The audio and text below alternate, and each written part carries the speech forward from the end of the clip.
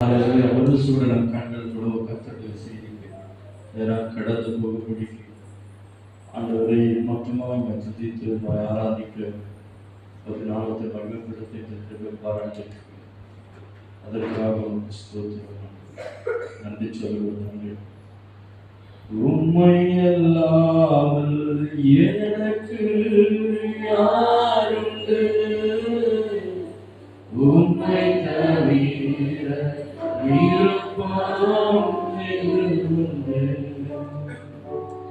உம்மை அல்லாமல் எனக்கு யாருண்டு, உம்மை தவிர விருப்பம் ஆசையெல்லாம் நீர்தானையா, தேவையெல்லாம் நீர்தானையா, ஆசையெல்லாம் நீர்தானையா, தேவையெல்லாம் நீர்தானையா. ரட்சகரே இயேசுநாதா, தேவையெல்லாம் நீர்தானே. ரட்சகரே இயேசுநாதா, தேவையெல்லாம் நீர்தானே. மிக அதிகமாக நேசிக்கிற நல்ல தகப்பனே, இந்த அருமையான நேரத்துக்காக உங்களுக்கு நன்றி சொல்லிக்கிறோம். கர்த்தரை மத்தியில் இடைப்படுத்தி என்னுடைய பலவீனங்களிலே பூர்ணமாக விளங்க உன் பிள்ளைகளோட இடைப்படுகிறான் இயேசுவின் நாமத்திற்குதான். இன்றைக்கு தியானத்துக்காக எடுத்துக்கொள்ளப்பட்டதான வேத பகுதி ஏசாயா தீர்க்கதரிசன புஸ்தகத்தில் 54வது அதிகாரம் 10வது வசனத்தை ஒருவர் வாசிக்கிறோம். மலைகள் விலகினாலும் பர்வதங்கள் நிலை பெயர்ந்தாலும் என் கிருபை உன்னை விட்டு விலகாமலும் என் சமாதானத்தின் உடன்படிக்கை நிலை பெயராமலும் இருக்கும் என்று உன்மேல் மனதிருக்கிற கர்த்தர் சொல்லுகிறார். எனக்கு பிரியமானவர்களே, ஆண்டவராகிய தேவன் இந்த இடத்துல ஒரு காரியத்தை சொல்லுகிறார். மலைகள் விலகினாலும் பர்வதங்கள் நிலை பெயர்ந்தாலும் என் கிருபை உன்னை விட்டு விலகாமல் என் சமாதானத்தினுடைய உடன்படிக்கை நிலை பெறாமல் இருக்கும் என்று சொல்லி யார் சொல்றாரு? உன்மேல் மனதிருக்கிற கர்த்தர் சொல்லுகிறார்.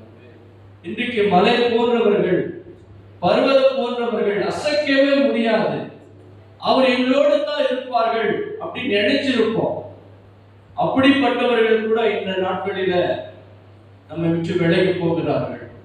அவர்களை பார்த்துதான் ஆண்டவர் சொல்லுகிறார், உன்மேல் மனதுருகிற கர்த்தர் சொல்லுகிறதாவது.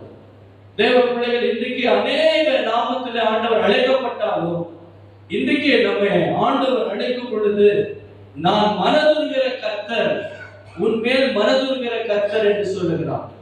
தேவ பிள்ளைகள், இன்னைக்கு பர்வதம் போன்றவர்கள் நம்மோட தான் இருப்பாங்க. அவரே நம்பி சார்ந்தவர்கள், அவரே நம்மை நடத்துவார்.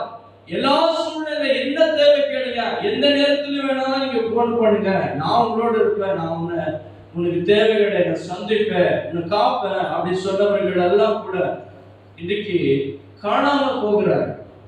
தேவ பிள்ளைகள், இன்னைக்கு ஒன்று அறிய வேண்டியது ஒன்று, ஆண்டவர் நம்மை பார்த்து சொல்லுகிறார், மலைகள் விலகி போனாலும் பர்வதங்கள் அதிர்ந்தாலும் என் கிருபை உன்னிட்டு விலகாது. அன்றைக்கு தாவீதுடைய காலத்துல அவருடைய சத்துருக்கள் அவரை நெருக்கி வரும் பொழுது அவர் ஒன்று பார்த்தார், அவருடைய எலும்பின் எலும்புமாக மாம்சத்தின் மாம்சமாக நான் உன்னோடவே இருப்பேன் அப்படி சொன்னவர்கள் கூட ஒரு காலம் வந்தது, கல்லெறியும்படிக்கு அவர்கள் எழும்பி நின்றார்கள். கூடவே இருந்தவர்கள் தான், கூடவே எலும்பின் எலும்போடு மாம்சத்தின் மாம்சமாக கூடவே இருப்பேன் என்று சொல்லி நண்பர்களாக ஒரு கூட்டமாக அவரோடு இருந்தவர்கள், அவர் ஆறுதல் படைத்தவர்கள், தைரியப்படுத்தவர்கள், ஒரு காலம் வந்த பொழுது அவர்களே கல்லுகளை எடுத்து கொல்லும்படி அவர்களை எழுப்புகின்றார்கள். தாவீது சொல்லுகிறார், கர்த்தருக்குள் அவர்கள் கர்த்தருக்குள் தன்னை திடப்படுத்திக் கொண்டார். தேவ பிள்ளைகள், இன்னைக்கு ஒன்று நீங்களும் நாங்கள் அறிய வேண்டியது, கூடவே இருந்தாங்க பிரதர், கூடவே எல்லாமே செய்தார்கள், இப்பொழுது எங்களுக்கு துரோகம் செய்து விட்டார்கள், நாங்க நினைச்சே பார்க்கவே இல்லை அப்படி சொல்லுவார்கள். தேவ பிள்ளைகளை இன்றைக்கு ஒன்று நீங்கள் நாங்கள் அறியணும். உன்மேல் மனதிருக்கிற கர்த்தர் சொல்லுகிறதாவது, மலைகள் நெருங்கி போகலாம், பர்வதங்கள் அகன்று போகலாம், ஆனா என் கிருபை உன்னை விட்டு விலகவே விலகாது என்று சொல்லுகிறார். தேவ பிள்ளைகள் இன்றைக்கு அநேக நேரங்களிலே அநேக காரியங்களிலே நாம் நம்பியிருக்கிறவர்கள் இந்த உலகத்தை விட்டு கடந்து போகலாம். கூடவே இருந்தவர்களுக்கு துரோகம் செய்கிறவர்களாக கூட இருக்கலாம். ஆண்டவர் நம்மை பார்த்து சொல்லுகிறார், என் கிருபை உனக்கு போதும். இன்றைக்கு அநேக பிள்ளைகள் ஏன் வந்திருக்கிறோம்? கர்த்தர் நமக்கு செய்த நன்மைகளுக்கு, ஆண்டவர் நமக்கு கொடுத்ததான காரியங்களுக்காக, ஆண்டவர் நமக்கு கொடுத்ததான ஜீவனுக்காக நம்ம நன்றி சொல்ல வந்திருக்கிறோம். பூமிக்குரியவைகளுக்காக, உலகக்குரியவைகளுக்காகவே ஆண்டவருக்கு நன்றி சொல்கிறவர்களாக வருகிறோம். ஆகையால் சங்கீத புஸ்தகத்திலே தாவீது சொல்லுகிறார், சங்கீத புஸ்தகத்திலே 63வது அதிகாரத்திலே 3வது வசனத்திலே அவர் சொல்லுகிறார், ஜீவனை பார்க்கிலும் உன் கிருபை நல்லது, என் உதடுகள் உம்மை துதிக்கும். இன்னைக்கு எத்தனை பேர் தேவனுடைய சமூகத்துல வந்து ஆண்டவருடைய கிருபை போதும், இந்த கிருபை நல்லது அப்படின்னு நீங்க ஜெபம் பண்ணுகிறீர்களா? ஆண்டவர் இடத்துல நீங்க துதிக்கிறீர்களா? நாங்கள் எதற்காக துதிக்கிறோம்? ஆண்டவரை கொடுத்ததான இந்த உணவுக்காக, உடைக்காக, கொடுத்ததான பிள்ளைக்காக, கொடுக்கப்பட்டதான வேலைக்காக, ஆசீர்வாதங்களுக்காக ஆண்டவரை நாம் நோக்கி நம்ம வந்து துதிக்கிறவர்களா இருக்கிறோம். ஆனா தாவீது சொல்லுகிறார், ஜீவனை பார்க்கிறோம் உமது கிருபை நல்லது, என் உதடுகள் உம்மை துதிக்கும். தேவ பிள்ளைகள் இன்றைக்கு ஆண்டவர் நமக்கு கிருபை அழைக்கணும் அப்படின்னாக்கா அதிகாலையிலேயே அந்த கிருபை நம்ம பெற்றுக்கொள்ள வேண்டியது அவசியமா இருக்கிறது. யாக்கோபு எழுதின நிருபத்திலே 4வது அதிகாரத்திலே 6வது வசனத்திலே பார்க்கும் பொழுது தேவன் அதிகமான கிருபைகள் அழைக்கிறார். பெருமை உள்ளவர்களை தேவன் எதிர்த்து நிற்கிறார். ஒரு வாசிங்கள் யாக்கோபு 4. அவர் அதிகமான கிருபையை அளிக்கிறார்கள், ஆதலால் தேவன் பெருமை உள்ளவர்களுக்கு எதிர்த்து நிற்கிறார், தாழ்மை உள்ளவர்களுக்கோ கிருபை அளிக்கிறார் என்று சொல்லியிருக்கிறது. ஆமென். அப்பொழுது ஆண்டவர் இந்த உலகத்தில் நாம் வாழ்கிறதான நமக்கு அதிகமான கிருபைகள் அளிக்கிறார். அந்த கிருபைகளை நம்ம யோசித்து கூட பார்க்கிறது. நம்ம ஜீவனத்துக்குரியவைகளுக்காக, இப்பொழுதுக்காக, இமைக்காக மாத்திரம் நம்ம தேவனை பின்பற்றுகிறவர்களாக, தேவனை தேடுகிறவர்களாக காணப்படுகிறோம். ஆனா ஜீவனை பார்க்கிற உமது கிருபை நல்லது. தேவ சமூகத்திலே நிற்கும் பொழுது நம்ம கேட்க வேண்டியது ஒன்று, ஆண்டவரே உமது கிருபை எங்களுக்கு தேவை. சங்கீத புஸ்தகத்திலே 147வது அதிகாரத்திலே 10-11வது வசனத்திலே ஆண்டவர் யார் மேல் பிரியமாய் இருக்கிறார், யார் ஆண்டவர் பிரியப்படுகிறார் என்பதை தாவீது சொல்லுகிறார். பாருங்க 147வது அதிகாரத்துல 10-11வது வசனம். அவர் குதிரையின் பலத்தில் விருப்பமாயிரார், வீரருடைய கால்மேல் பிரியப்படார், தமது கிருபைக்கு காத்திருக்கிறவர்கள் மேல் கர்த்தர் பிரியமாயிருக்கிறார். யார் மேல் பிரியமாயிருக்கிறார் என்று சொன்னா அவர் குதிரையின் பலத்தின் மேலும், ஆனா வீரனுடைய கால்களின் பலத்தின் மேலும் அவர் பிரியமா இல்லை. கர்த்தருக்கு பயந்து கர்த்தருடைய கிருபைக்காக காத்திருக்கிறவர்கள் மேல் தேவன் பிரியமா இருக்கிறார். தேவ பிள்ளைகள் இன்றைக்கு தேவ சமூகத்துல நம்ம என்னென்னமோ கேட்கிறோம், எதற்கோ நம்ம ஜெபிக்கிறோம். ஆண்டவரிடத்துல கேட்க வேண்டியது ஒன்று, ஆண்டவரே இந்த கிருபையினால் எங்களை நிரப்புங்க. கிருபை வேணும். கிருபை இல்லாம இந்த உலகத்துல வாழவே முடியாது என்பதை நாங்கள் அறிந்துபடுறோம். இந்த உலகத்துல கிருபைக்காக, எதுக்காக? பணத்துக்காக, உலகத்துக்காக, உலக பிரயாசங்களுக்காக, அந்தஸ்துக்காக நம்ம எதிர்பார்க்கிற ஒன்று, ஆண்டவரே எங்களுக்கு கிருபை தாங்க அப்படின்னு கேட்கிறோம். வேதம் சொல்லுகிறது, இந்த பணமோ, இந்த பொருளோ, அந்தஸ்தோ இவைகளெல்லாம் ஒரு நாள் எங்களுக்கு விட்டு போயிடும். அந்த கிருபை மாத்திரம் நம்மோடு இருக்கும். நம்ம மகிழ்ச்சியா வைக்கிறது பணமோ, பொருளோ, அந்தஸ்தோ, பாதுகாப்போ எதுவுமே இல்லை. ஒன்னே ஒன்றுதான், கிருபை மாத்திரம் நமக்கு போதுமான இருக்கிறது. ஆகிய மகிழ்ச்சியா வைக்கிறது என்ன அப்படின்னாக்கா அந்த கிருபை. ஆகிய சங்கீத புஸ்தகத்துல 90வது அதிகாரத்துல 14வது வசனத்துல தாவீது சொல்லுகிறார், நாங்கள் வாழ்நாளெல்லாம் களிகூர்ந்து மகிழும்படி காலையில எங்களை உமது கிருபையினால திருப்தியாகும். ஒரு மனுஷன் சந்தோஷமா இருக்கணும், மகிழ்ச்சியா இருக்கணும் அப்படின்னாக்கா என்ன தேவை அப்படின்னாக்கா, பணமோ பொருளோ அந்தஸ்தோ அவைகளை விட நம்ம மகிழ்ச்சியா வைக்கிறது என்ன அப்படின்னாக்கா கிருபை. காலையிலே எழுந்து ஆண்டவரிடத்துல கேட்க வேண்டியது, ஆண்டவரே உமது கிருபையினால என்னை திருப்தியாக்குங்க அப்படின்ட்டு ஒவ்வொரு நாளும் நம்ம ஜெபம் பண்ண வேண்டியது அவசியமா இருக்கிறது. சாலமோன் தேவனை நோக்கி ஜெபம் பண்ண பொழுது, ஆண்டவரே எனக்கு ஞானத்தை தாங்க. தாவீது ஜெபம் பண்ணாரு, ஆண்டவரே உமது கிருபை தாங்க. அந்த கிருபை அவனை ரட்சிப்புக்குள்ளாக நடத்தினது. சாலமோனுக்கு கொடுக்கப்பட்ட ஞானம், அவன் எல்லாவற்றையும் அனுபவித்தான். மதுபானத்துல குடித்தான், 1000 பெண்களை தங்களுக்கு ஏற்றுக்கொண்டான். ஆனா கடைசியாக அவன் சொன்னான், புத்திசாலியான ஸ்திரியை கண்டுபிடிக்கிற மனுஷன் அவன் விலையேற முத்துக்களை பார்க்கணும் விலை இருந்தது அப்படின்னு சொல்லி அவன் கண்டுபிடிச்சது பாரு. ஞானத்தை கேட்டான், அவன் எல்லாவற்றையும் அனுபவித்தான். கடைசியில வந்து சொல்லிட்டான், எல்லாமே மாயம், எல்லாமே மாயம். தேவ பிள்ளைகள், இன்றைக்கு தாவீது வந்து சொல்லுகிறான், ஜீவனை பார்க்கிறோம் உமது கிருபை நல்லது.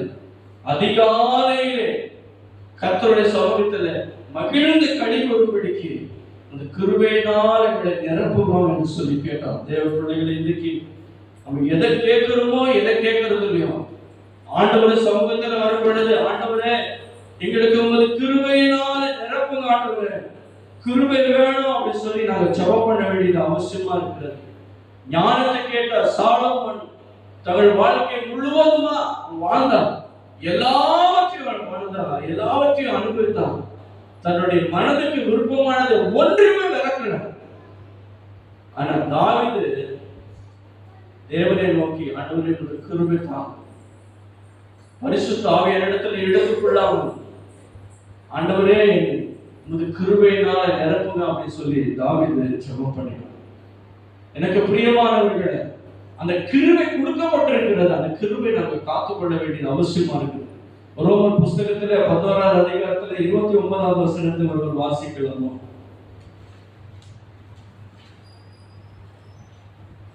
யோனா 2, ரோமர் 11:29.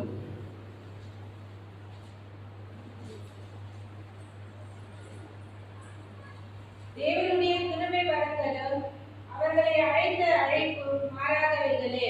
தேவனுடைய கிருபை வரங்களும் அவர்கள் அழைத்த அழைப்பு மாறாதவைகள். ஆண்டவர் சொல்லுகிறார், ஆண்டவர் கொடுக்கப்பட்டது அந்த கிருபையும் வரங்களும் மாறாதவைகள், அழைத்த அழைப்புகள் மாறாதவைகள். ஆனாலும் அழைத்த அழைப்பு கிருபைகளும் எழுந்து போகிறதுக்கு வாய்ப்புகள் இருக்கிறது. யோனா புஸ்தகத்துல 2வது அதிகாரத்துல 8வது வசனத்துல பார்க்கும் பொழுது, பொய்யான மாயையை பற்றிக் கொள்ளுகிறவர்கள் தங்களுக்கு வரும் கிருபையை போக்கடிக்கிறார்கள், தங்களுக்கு வருகிற கிருபைகளை போக்கடிக்கிறார்கள், கிட்டவே விடுகிறது. அவர்கள் பொய்யான மாயைகளை பற்றிக் கொண்டு இருக்கிறார்கள். உலகமோ, உலக ஞானமோ, பணமோ, பொருளோ, சாலமோன் பொய்யான மாயை பற்றி கொண்டிருந்தார். என்ன நடந்தது அப்படின்னாக்கா, தேவ கிருபையை போக்கடிக்கிறார்கள். அநேகர் இன்னைக்கு ஆண்டவர் கிருபை அனுப்புறாரு, அந்த கிருபை மாறாததா இருந்தாலும், விட்டு விலகாததா இருந்தாலும், அந்த கிருபை என்ன பண்றாங்க அப்படின்னாக்கா, அவர்கள் போக்கடிக்கிறார்கள். தேவ பிள்ளைகள், இன்றைக்கு ஆண்டவர் கொடுக்கப்பட்ட அந்த கிருபைகளை நாங்கள் அநேகர் வந்து வீணாய் அதை போக்கடிக்கிறவர்களாக, புறக்கணிக்கிறவர்களாக, அந்த கிருபையை நாம் பெற்றுக்கொள்ளாதவர்களாக இருக்கிறோம். நாங்கள் விசுவாசித்து, விசுவாசத்தினால, கிருபையினால, விசுவாசத்தை கொண்டு என்ன பண்ணப்பட்டிருக்கிறோம்? ரட்சிக்கப்பட்டிருக்கிறோம். விசுவாசம் மாத்திரமல்ல, அவர் கொடுக்கப்பட்ட அந்த கிருபையை நாங்கள் வந்து ஏற்றுக்கொள்ளணும். அந்த கிருபையை வந்து நாங்கள் வந்து அதை நம்ம வந்து ரிசீவ் பண்ணணும். அந்த கிருபை நீங்க பெற்றுக்கொள்ளாம விசுவாசத்தினால ரட்சிக்கப்பட்டுட்டோம் சொல்லவே முடியாது. அந்த கிருபையினால விசுவாசத்தை கொண்டு நீங்களும் நாங்கள் ரட்சிக்கப்பட்டிருக்கிறோம். ஆண்டவர் கொடுக்கப்பட்ட அந்த கிருபைகளும் வரங்களும் மாறாதவைகளா இருந்தாலும் அதை இழந்து போகிறதுக்கோ அதை புறக்கணித்து தள்ளுவதற்கோ நாம தான் அதை செய்யணும். ஆகையால் எபிரேயர் புஸ்தகத்துல 12வது அதிகாரத்துல 15வது வசனத்தை பாருங்க. 12:15 எபிரேயர் புஸ்தகம் லெட்டர்ஸ்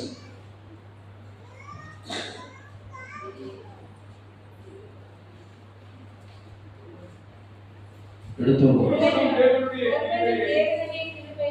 தேவனுடைய கிருபையை இழந்து போகாதபடிக்கு முளைத்தெழும்பி கலக்கம் உண்டாக்குகிறதினால் அநேகர் தீட்டுப்படாதபடிக்கு ஒருவனும் ஒருவனும் தேவனுடைய கிருபையை இழந்து போகாதபடிக்கு யாதோர் கசப்பான மேல் முளைத்தெழும்பி கலகம் உண்டாகுறது அநேகர் தீட்டுப்படுகிறார்கள். இன்னைக்கு தேவ கிருபையை எழுந்து போகிறதுக்கான வாய்ப்புகள் இருக்கிறது. ஒன்று சொல்லப்படுகிறது, யாரோ கசப்பான வேர் அது முளைச்சிருச்சு அப்படின்னாக்க முடிஞ்சிச்சுதான். அந்த கசப்பு மனுஷனுக்குள்ள இறங்கிடுச்சு அப்படின்னாக்கா அது என்ன பண்ணும் அப்படின்னாக்கா அவனை தீட்டுள்ளவனா, தீட்டுள்ளவர் அசுத்தர், தேவ சமூகத்திலே தேவனுடைய ராஜ்யத்தை சுதந்திரித்துக் கொள்ள மாட்டார்கள். ஆக கசப்பான வேர் உள்ள வந்த உடனே அது முளைக்கிற ஆரம்பித்து விடுகிறது. தேவ பிள்ளைகள் இன்னைக்கு அநேகருடைய இருதயங்களுக்குள்ள கசப்பு இருக்கிறது, கசப்பும் இருக்கிறது. கிருபை ரெண்டுமே என்ன பண்ண முடியாது, ஒன்றுக்கொண்டு சேரவே முடியாது. அந்த கசப்பு இருக்கிற வரையிலும் அவனால தேவ பிரசன்னத்தை உணரவே முடியாது. ஒண்ணு சொல்லிக்கலாம், நம்ம ஆண்டவரை ஆராதிக்கிறோம். தேவ பிள்ளைகள் இன்னைக்கு அநேக குடும்பங்களுக்குள்ள கணவன் மனைவிக்குள்ள போராட்டம் இருக்கு, கசப்பு. அந்த கசப்பை எடுக்கவே முடியல. பெங்களூர் பட்டணத்துல ஒரு சமீப காலத்துல நடந்த ஒரு சம்பவம். CEO சாஃப்ட்வேர் கம்பெனியில டைரக்டரா இருக்கிற ஒரு பெண்மணி தன் கணவனோட கசப்பு, அந்த கசப்பை நிமித்தம் டைவர்ஸ் அப்ளை பண்ணிட்டான். டைவர்ஸ்க்கு அப்ளை பண்ண பிறகு அவங்க சொல்லிட்டாங்க, ஒவ்வொரு நாளும் அதுக்குள்ள இருக்கிற அந்த குழந்தை இருக்குது, அந்த குழந்தையோட நீங்க வீடியோ கான்ஃபரன்ஸ்ல நீங்க அதை காட்டணும், அதோட பேசணும், டெய்லி பேசணும் அப்படி சொல்லிட்டு கோர்ட்டு தீர்மானிச்சிருக்கு. அந்த தீர்மானத்துக்கு அந்த அம்மா கட்டுப்படுத்தி தான் ஆகணும். ஆனா இந்த அம்மா அந்த CEO அநேக ஜனங்களுக்கு வேலை கொடுத்திருக்காங்க. எப்படி உங்க குடும்பத்துல டிப்ரெஷன் உள்ளாகிறீர்கள், எப்படி வேலை செய்யணும், அந்த டிப்ரெஷன் எப்படி மேற்கொள்ளணும் அப்படின்ட்டு அநேக நேரங்களிலே உட்கார வைத்து தன்னுடைய வேலைக்காரர்களுக்கு சொன்னாங்க. அவங்கள எப்படி வீட்டுடைய காரியங்களை வீட்டோட விட்டுடணும், உள்ள வந்த உடனே உள்ள இருக்கிற காரியங்களை கவனிக்கணும், இந்த காரியத்தை மறுபடியும் வீட்டுக்குள்ள கொண்டு போக கூடாது, அப்பொழுதுதான் நீங்க மகிழ்ச்சியா இருக்க முடியும் அப்படின்னு சொல்லி அவர் பல டீச்சிங் கொடுத்து பலரை அந்த டிப்ரெஷனுக்குள்ளதை வெளியே கொண்டு வந்திருக்கிறாங்க. ஆனா ஒரு காலம் வந்துச்சு, அந்த அம்மாக்குள்ள கஷ்டப்பு உள்ள வேர் கொண்டது.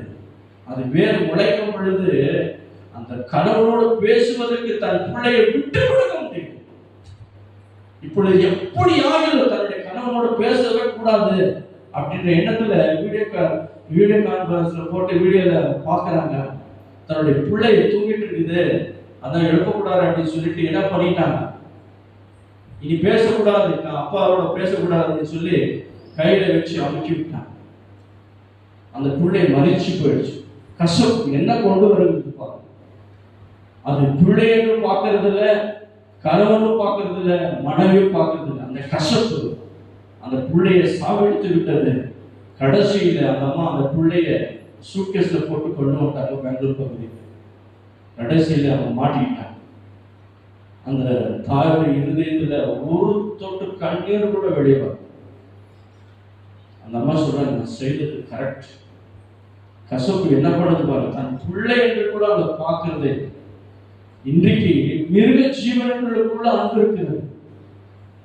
அவங்க குழந்தைய அந்த மிருக ஜீவனுக்குள்ள அந்த பிள்ளை அந்த குழந்தைய நீங்க தொட்டீங்கன்னா வந்து கிடைச்சிடும். இன்றைக்கு அநேக இருதயத்துள்ள கசப்பு கசப்பு என்ன பண்ணுகிறது என்று சொன்னா, அவனுடைய சரீரத்தை மாத்திரமல்ல, ஆவி ஆத்மா சரீரம் முழுவதும் கரைப்படுத்தி விடுகிறது. தேவ பிள்ளைகள், இன்றைக்கு ஆண்டவர் கிருபையா அழைத்தாரோ அந்த கிருபை எழுந்து போகிறதுக்கு வாய்ப்புகள் இருக்கிறது என்பது மறந்து விடாதீங்க. அதற்காக ஆண்டவரிடத்துல தான் நம்ம கேட்கணும், இப்படிப்பட்டதான துரோகம் செய்தவர்கள் எப்படி மன்னிப்பது? ஆண்டவராக இயேசு கிறிஸ்து சொன்னார், பிதாவே இவர்கள் செய்கிறது என்னவென்று அறியாமல் செய்கிறது. கூடவே இருந்தவங்க தான், சாப்பிட்டவங்க தான். அவங்க சொல்லிட்டாங்க, சத்தியமா இவங்க யாருன்னு தெரியவே தெரியாம சாபப்பட்டாங்க. சாபன நாங்கள் இவங்க இப்படி எல்லாம் போடலாம், அவங்க இப்படி எல்லாம் போட்டாங்க தெரியாது. ஒரே வார்த்தையில முடிச்சாங்க, சாபப்பட்டா சத்தியமா சொல்ற இவருக்கு நமக்கு சம்பந்தமே இல்லை, யாருன்னு தெரியாது அப்படின்னு சொன்னவங்க. அவங்களோடு இருந்தவர்கள் அவங்க பசியா போறாங்கன்னு சொல்லி அவங்களுக்கு உணவு கொடுத்து அனுப்பிச்சாங்க. கூடவே இருந்து எல்லாவற்றையும் பார்த்தவர்கள் கூட அனுசரித்து விட்டார்கள். ஆண்டவராக இயேசு கிறிஸ்து சிலுவையிலே ஒன்று சொன்ன, பிதாவே இவர்கள் செய்கிறது என்னதென்று அறியாமல் செய்கிறார்கள் என்று சொல்லி. தேவ பிள்ளைகள், இன்றைக்கு நம்ம சிலுவையில் அறியப்படாத ஒன்று இல்லை.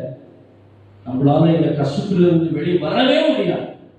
ஒரு மனுஷனுக்குள்ள கசப்பு உள்ள இறங்கிடுச்சு அப்படின்னாங்க, அவன் முடிவுக்கு நேராக மரணத்துக்கு ஏதுவாக பிசாசுடைய ஆளுமைக்கு உள்ளாக அவன் சிக்கிக்கொள்ளும். எச்சியல் பகுதியில் இருக்கிற ஒரு சகோதரன், ஆண்டவருக்காக உள்ளே செய்து கொண்டிருந்த ஒரு சகோதரன், தான் செய்த தவறுகள் நிமித்தம் தன்னுடைய மனைவி இனிமே பேசாதீங்க. அவர்கள் ஆண்டவருக்காக ஊழியம் செய்கிறதுனால அவர்களால் என்ன பண்ண முடியலன்னாக்கா, யாரோட அவருடைய காரியங்களை சொல்லிக் கொள்ள முடியல. அவங்களால என்ன பண்ணிட்டாங்க, கடைசியில வியாதி பகையிடப்பட்டு மரித்து போய்விட்டார்கள். தேவ பிள்ளைகள், உங்கள் நிமித்தம் ஒரு ஆத்மா பாதாளத்துக்கு போகுதோ, இல்லை நீங்களே பாதாளத்துக்கு போயிடுவோம், இல்லை நாங்களே பாதாளத்துக்கு போயிடுவோம், கவனமா இருந்து ஆண்டவருக்கு கொடுக்கப்பட்ட அந்த கிருபைகளை பற்றி கொள்ளணும். கிருபை பரத்திலிருந்து வருகிறது, நம்முடைய கசப்பு உள்ளத்திலிருந்து புறப்படுகிறது. கசப்பு அந்த கிருபையை உறிந்து கொள்ள முடிகிறது.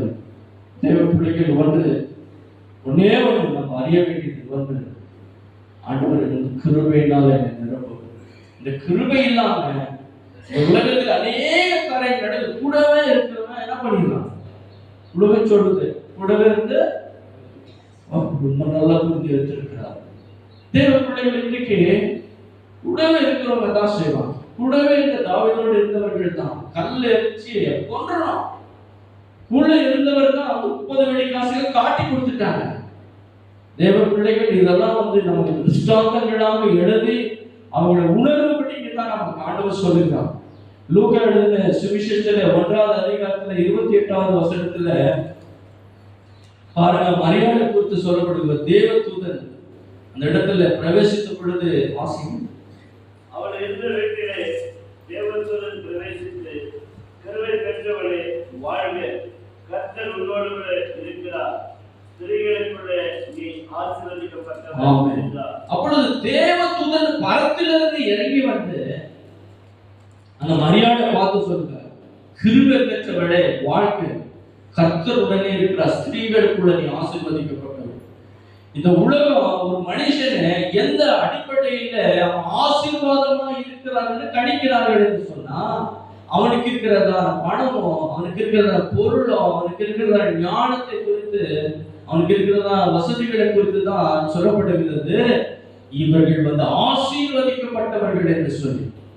அன்றைக்கு அபிரகாமுடைய வேலைக்காரனை பார்த்து வேலைக்காரன் சொல்றான், என்னுடைய எஜமானனை ஆண்டவர் என்ன பண்ணியிருக்கிறாரு, மிகவும் ஆசீர்வதித்திருக்கிறார், பொன்னு வெள்ளி சீமானாக மிருக ஜீவன்களுடையவராக ஆண்டவர் அவரை ஆசீர்வதிக்கிறார். இந்த உலகம் எப்படி பார்க்கிறது என்று சொன்னா, எந்த அடிப்படையில் ஆசீர்வதிக்கப்பட்டிருக்கிறது என்று சொன்னா, அவனுடைய பொருளையோ அவனுக்கு இருக்கிறதான வசதிகளை பார்த்துதான் அவங்க ஆசீர்வதிக்கப்பட்டவர்கள் என்று சொல்லப்படுகிறது. ஆனா பரத்திலிருந்து ஒண்ணு சொல்லுகிறப்படுகிறது, தேவன் நமக்கு சொல்லுகிறது, கிருபை எப்படி அவளிடத்துல பணம் இல்லை, பொருள் இல்லை, எல்லா விதமான எந்த காரியமும் இல்லை.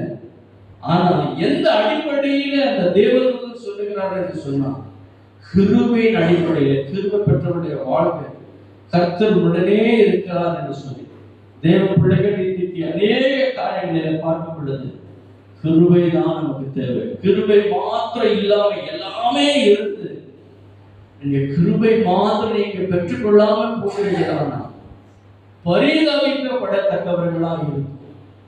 யோவான் அதாவது ஆதியாகமத்தில் 6வது அதிகாரத்துல 8வது வசனத்துல ஆண்டவர் சொல்லுகிறாரு, நோவாவுக்கு கர்த்தருடைய கண்களில கிருபை கிடைச்சது.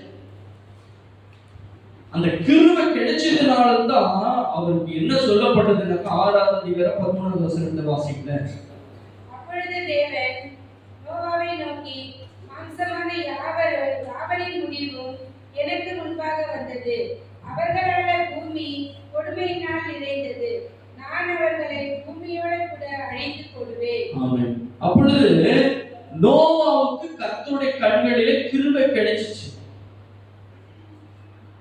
எவர்கள் மேல் கிருபையாக சுத்தமா இருக்கணும் அவர்கள் கிருபை இருக்கும் அப்படி சொல்லியிருக்கிறார். அப்பொழுது நோவாவுக்கு கர்த்தருடைய கண்களிலே கிருபை கிடைச்சது நோக்கம் என்ன அப்படின்னாக்கா, ஒரு எச்சரிப்பின் சத்தம். நோவா அங்கிருந்தவர்களிலே நோவா எப்படிப்பட்டவனா இருந்தா, நீதிமானும் உத்தமனும் தேவனோடு சஞ்சரிக்கிறவனுமா இருந்தான். யாருக்கு எச்சரிக்கை கொடுக்கப்படுகிறது அப்படின்னு சொன்னா, கிருபை பெற்றவர்கள். அவன் தேவனோடு சஞ்சரித்ததுனாலேயோ அவன் உத்தமனா இருந்ததுனாலேயோ அல்ல, தேவன் கிருபை அழைத்த யாருக்கு கிருபை அழைக்கப்பட்டிருக்கிறதோ அவங்களதான் எச்சரிப்பார். பாவிகளை எச்சரிக்கிற தேவன் அல்ல. இந்த தேசத்தில் நடக்கிற அநேக சம்பவங்களுக்கு யாருக்கு எச்சரிக்கை கொடுக்கப்படுகிறது என்று சொன்னால், தேவனால் தெரிந்து கொள்ளப்பட்ட தேவ கிருபை நடக்கிற பிள்ளைகளுக்கு தான், உங்களுக்கு நமக்கு தான். இந்த தேசத்தை திறப்பில நின்று சுவரை அடைக்கத்தக்கதாக ஒரு மனுஷனை தேட யார் அப்படின்னா, யாருக்கு கிருபை கொடுக்கப்பட்டிருக்கிறது அவங்களுக்கு தான் அந்த வசனம் பொருந்தும். அந்த வசனத்தை ஆண்டவர் தான் பேசுகிறார் பாருங்க தேவ பிள்ளைகள். அப்பொழுது கொடுக்கப்பட்ட எச்சரிப்பு அதெல்லாம் என்ன சொல்லப்பட்டது, தேவ நோவாவை நோக்கி, மாம்சமான யாவருடைய முடிவும் எனக்கு முன்பாக வந்தது. அவர்களால் பூமி கொடுமையினால் நிறைந்தது. நான் அவர்களை பூமியோடு கூட என்ன பண்ணிடுவேன், அழித்துடுவேன். ஒருத்தர் விட போய் அழிச்சிடுவேன்.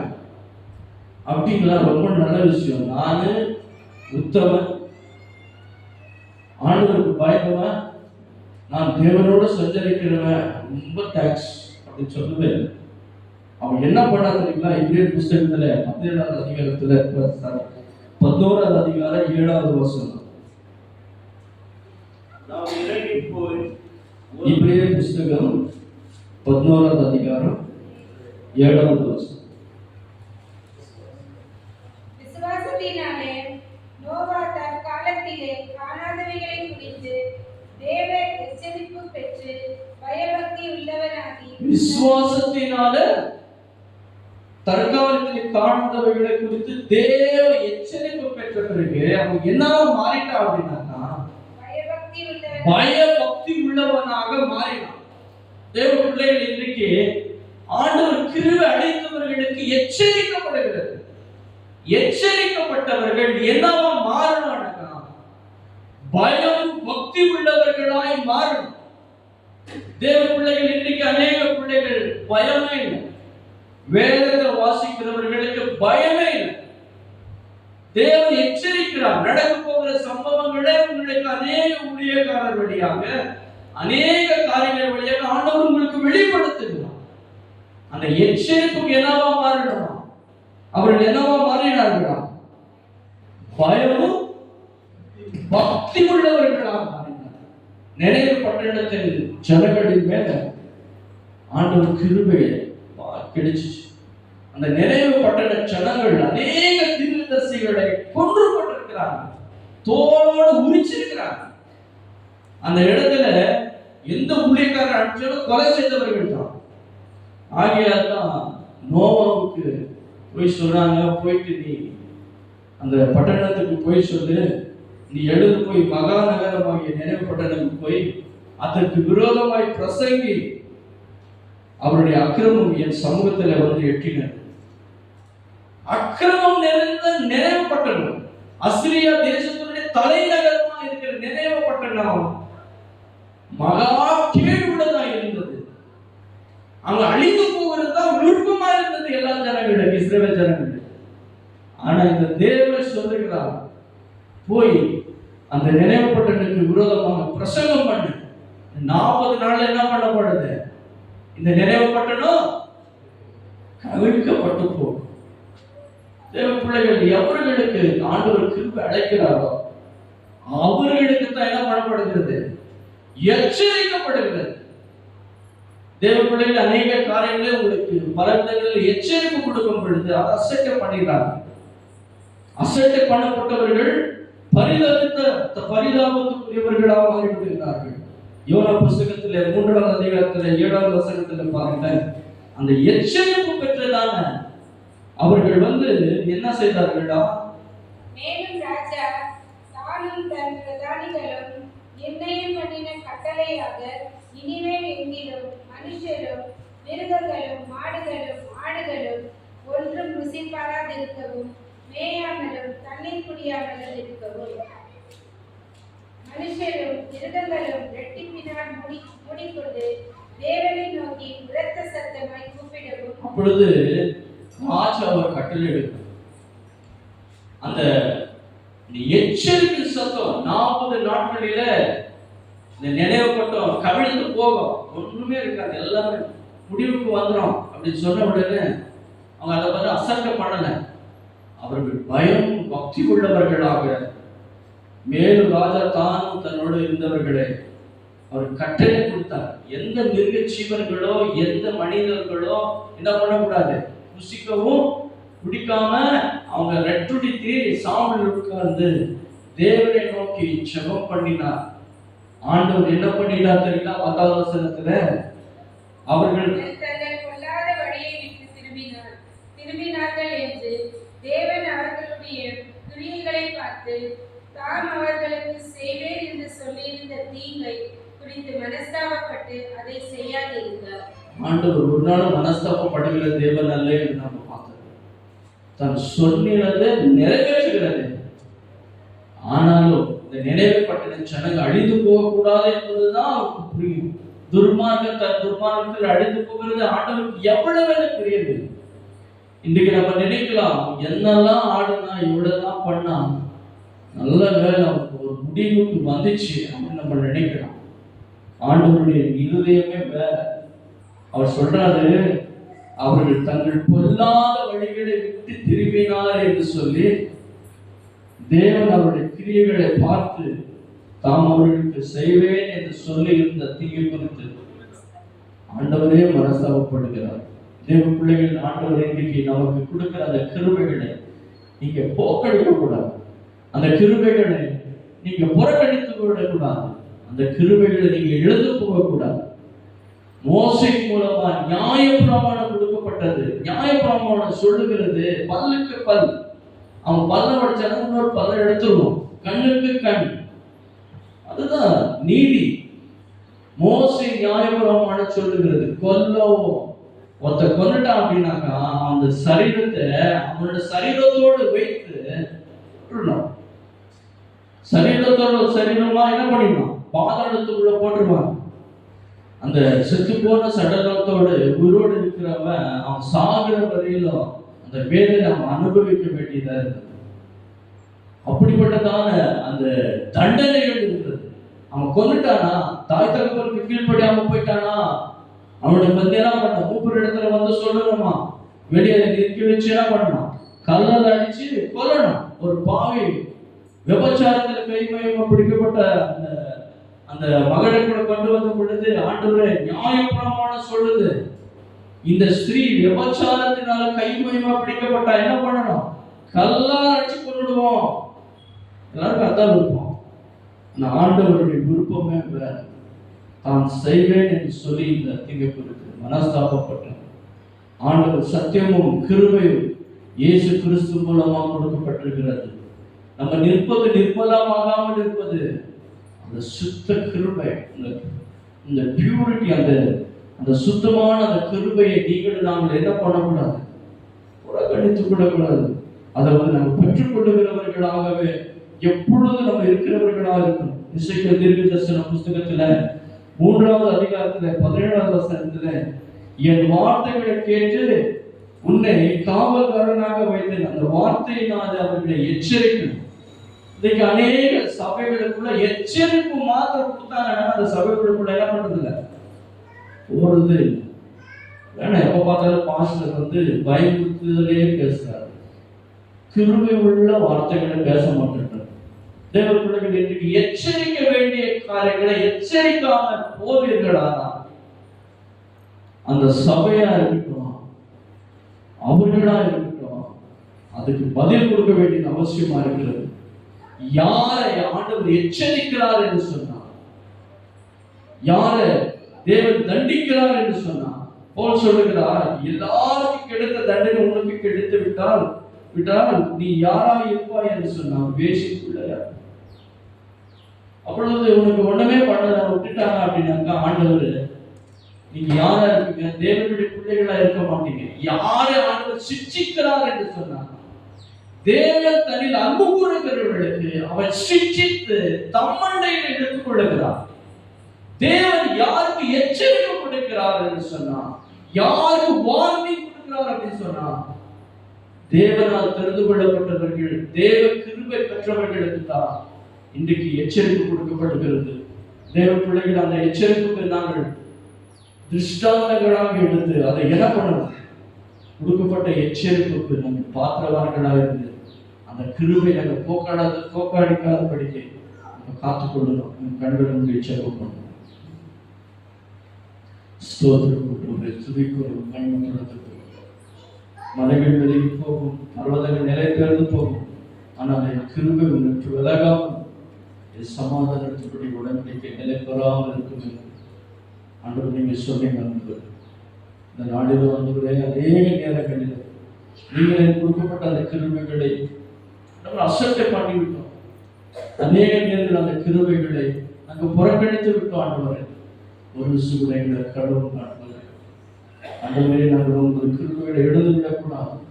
கொடுக்கப்பட்ட அந்த கிருபையிலே நாங்கள் நடக்கைகளை கிருபை செய்ய துதிக்கிறோம். அவர்களை ஸ்தோத்திரிக்கிறோம், சுத்தரிக்கிறோம். உம்மோடு இருப்பதுதான் உள்ளத்தில் வாஞ்சையைதான்,